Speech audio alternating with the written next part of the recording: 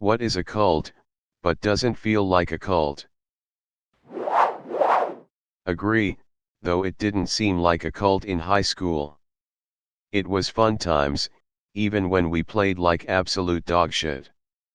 University, though. I was having to blow off classes to go to impromptu practices, went an entire semester without a single day off from hours of practice.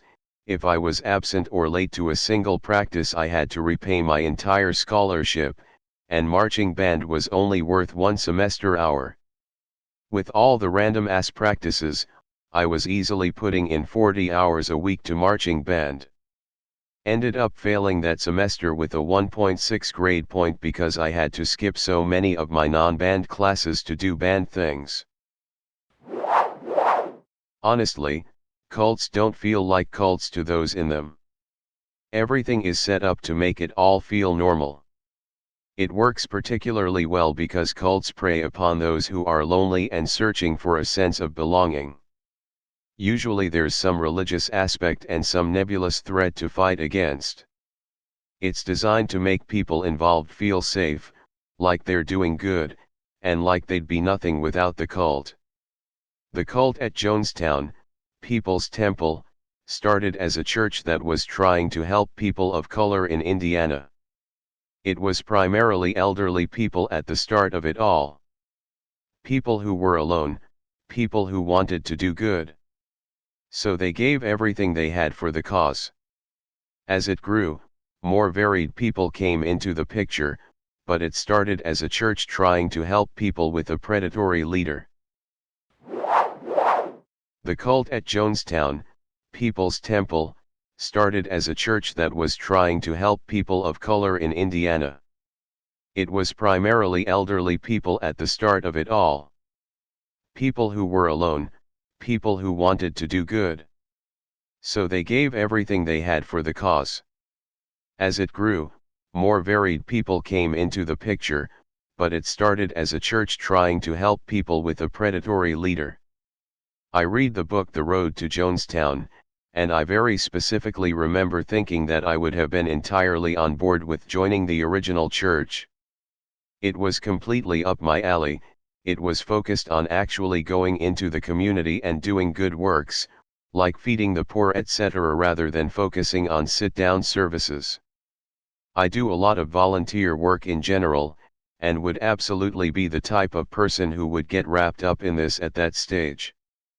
Cults are like abusive relationships. If someone punched you in the face on the first date, you'd never see them again. If you showed up at a meeting and it was obviously a cult, you'd never go.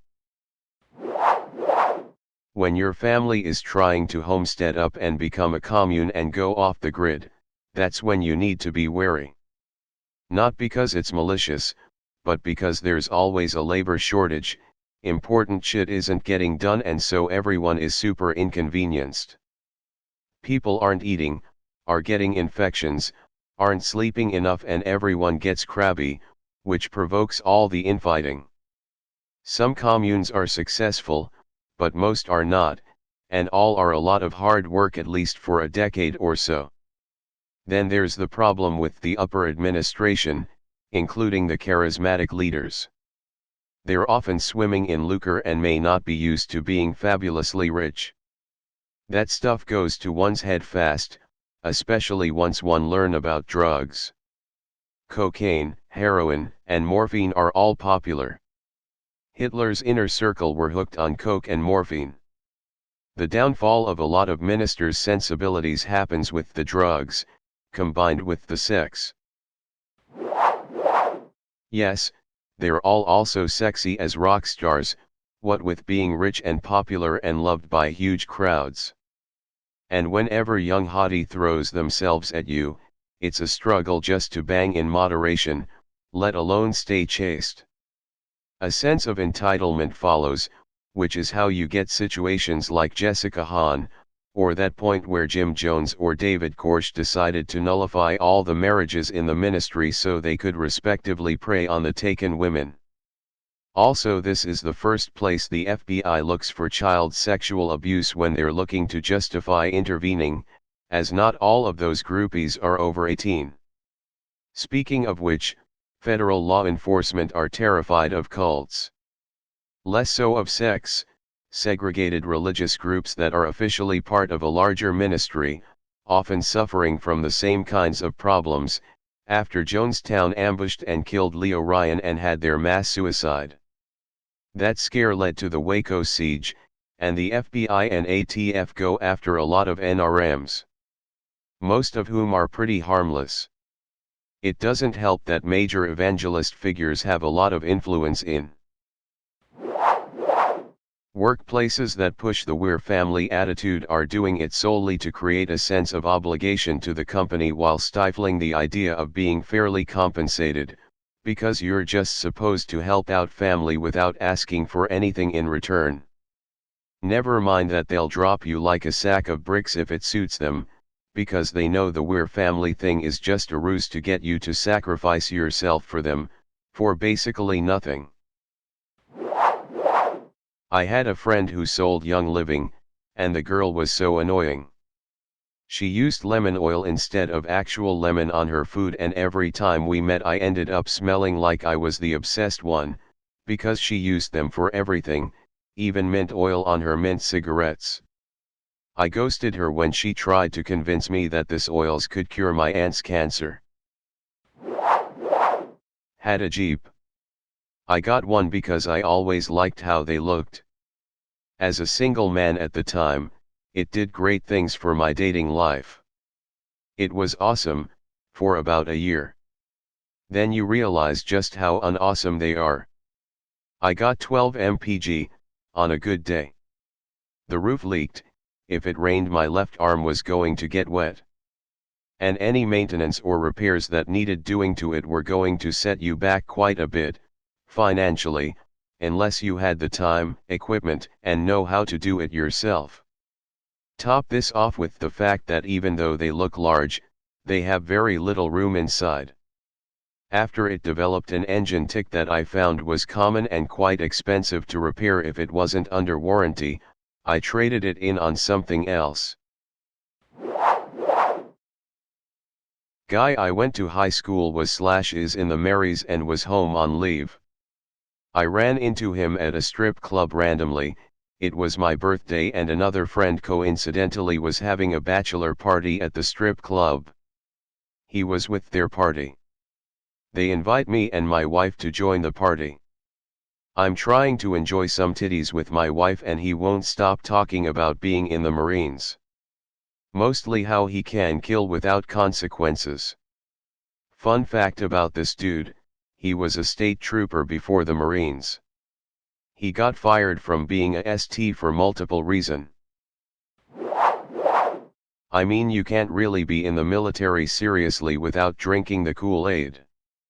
The whole point of the military is to mold you into someone who can take/give orders that may result in you or others dying, but you'll do it anyway because of your loyalty to the cause, aka your military and your country. That's literally the definition of cult fanaticism. The fact that it's federally funded and free to join doesn't make it feel like a cult though until you're already a year or more in. My wife really wanted a Peloton and COVID and no gym memberships led us down that road. The workouts are good but holy fuck, 90% of the instructors absolutely feel like they are trying to get you to join a cult or MLM scheme or something. They just have that vibe. They just ooze insincerity, as if everything they say is scripted and written by some corporate algorithm to appeal to millennials. Or they throw in some weird dumb shit that feels like they schemed through a BuzzFeed article and tried to talk about it during the workout and you end up spending 3 minutes listening to some weird recap of the article in the middle of your workout. They always come off as a hello, fellow kids/millennials moment. There was one instructor talking about how they were such an 80s/90s kid and goes on about, does anyone else remember that movie with David Bowie with the pants and it was all weird? That was my favorite movie. I have no idea what it's called but I watch it all the time, it's my favorite ever. This is an actual example. They were talking about The Labyrinth, but apparently couldn't remember the title or literally anything about the movie, but watching the Amazon series on LuLaRoe made me realize humans just really like being a part of a tribe, don't we? It's ingrained into our animal brains still. Herd animals through and through. Every convention looked just like a church, a Comic-Con, a concert, etc. We want to look up to someone and be someone to look up to. It's always good to be a part of something and a community. It makes us feel safe, but I guess the line is drawn when you start surrounding yourself with just that one tribe. I was in a single moms group for a few weeks until I realized it was just a man-hating club. Those women were moms and only moms, which can be depressing. There's more to life than raising kids. That's how you get midlife crisis and divorces, because when the kids leave, now what? Remember, you gotta put the oxygen mask on yourself before anyone else. I mean, that's just how language evolves, right? Loads of words that started with one intention eventually take on another. It's not particularly rare for a word with a negative connotation to take on a positive one, often as a reaction to the original meaning, or rebellion against it, see bad, sick, etc. With Stan, if I had to guess, I'd imagine it started getting used ironically or self-deprecatingly by superfans, and then that got taken up until it just unironically has the new meaning. It does feel a bit weird, being of an age to remember the Trapemaker, especially as I missed its original usage.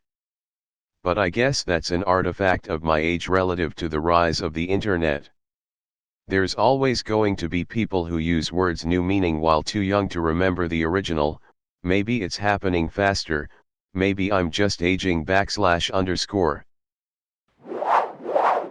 I'm a jeweler/goldsmith, and every once in a while, a client wants to know the properties of a particular stone.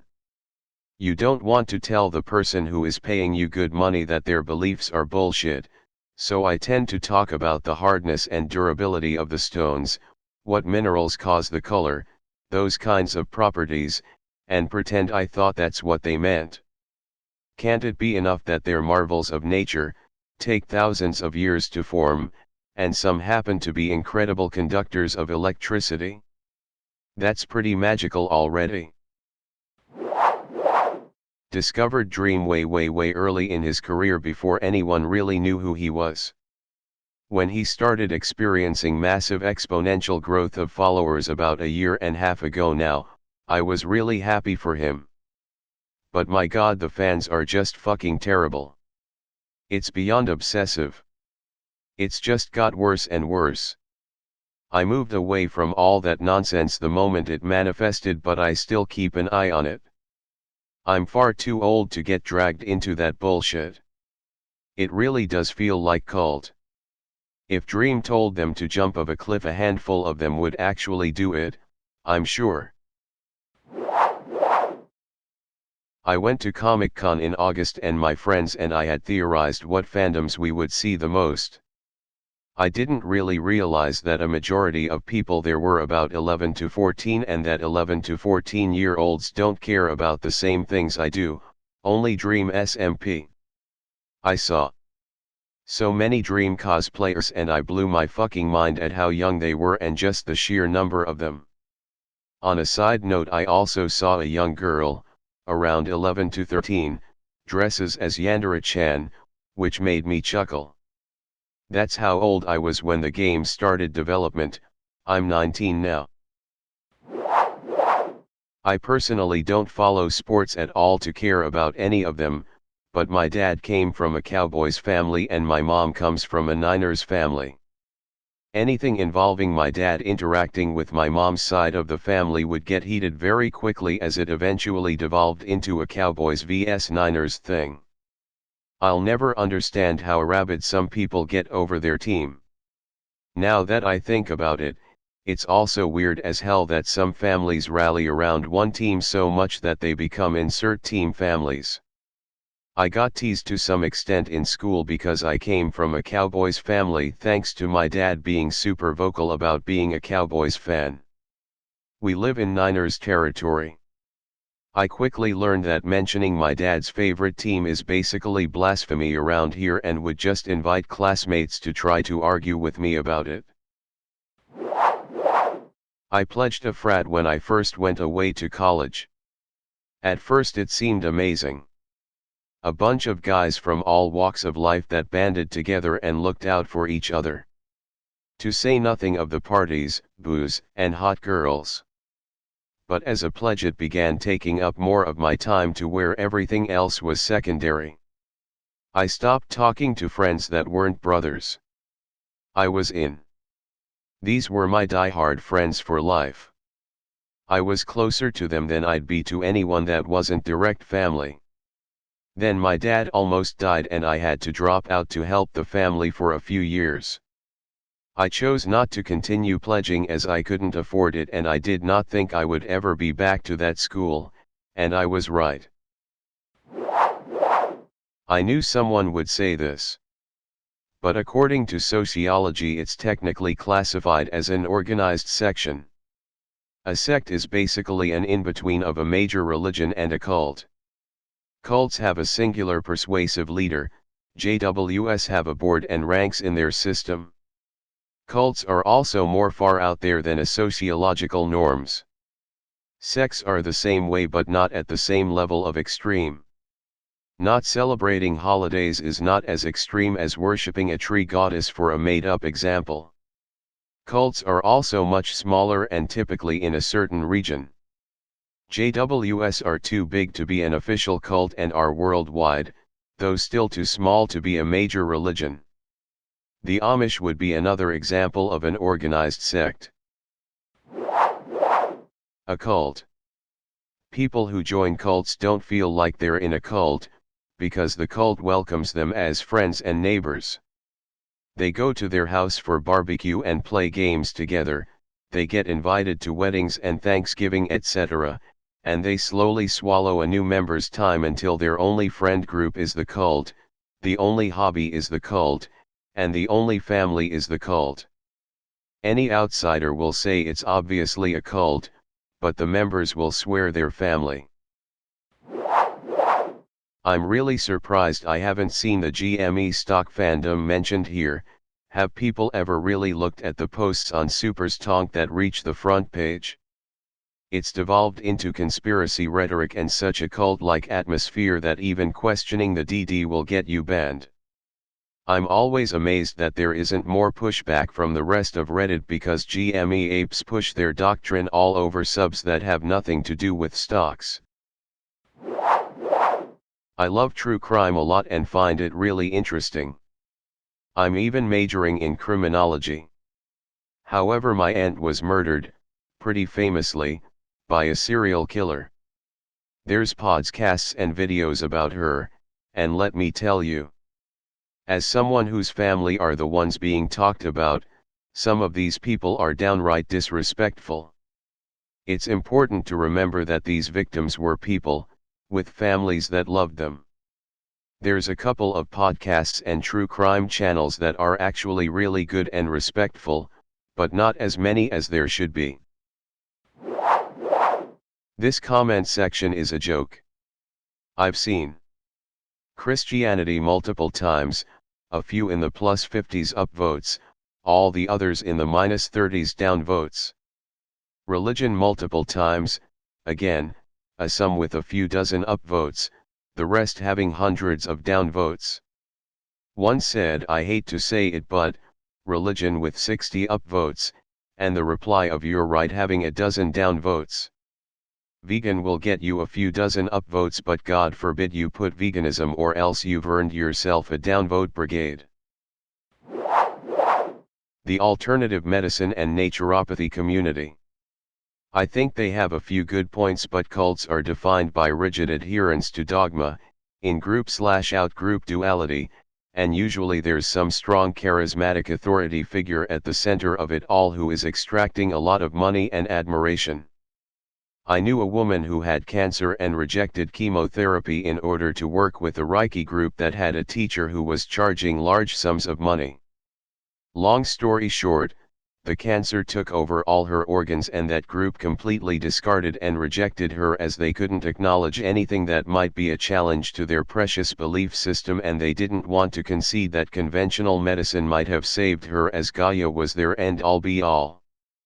I think this is also what happened to Steve Jobs.